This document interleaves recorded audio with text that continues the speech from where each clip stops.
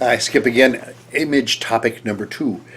There's a certain character of images that you want to use.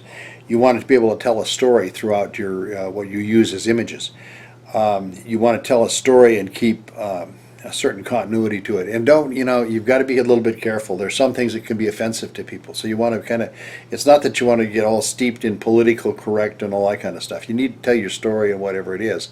But at the same time, that those images, if you're going to be consistent with your brand, need to include yourself. And it's okay to have in your blog section, if you're doing a blog or if you're any kind of marketing, it's okay to incorporate images of you in different settings. Now, if you're just you against a blank wall or a non-set, the setting that you're in is totally uninteresting, that's not going to be as effective.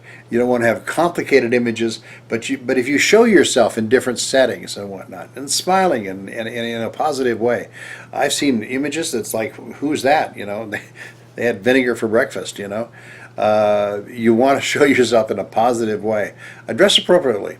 You don't need to be, flashy in a suit or whatever. You can be casual, but dress appropriately. Come across, be very well kept in what you do. Don't just throw up a bunch of stuff and think, well, that's satisfactory. Be comfortable, be you. Don't fake it, but try to find that line where people can see you as a professional and that they can come to trust you and trust who you are. If you want them to read your blog, get them to trust you. Put in good content.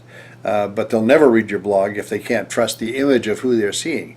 So take a little time and think about who you're presenting when you're presenting yourself online, whether it's to be monetized for business or just a blog and transferring information and training. So another 2 minutes spent. Talk to you next one.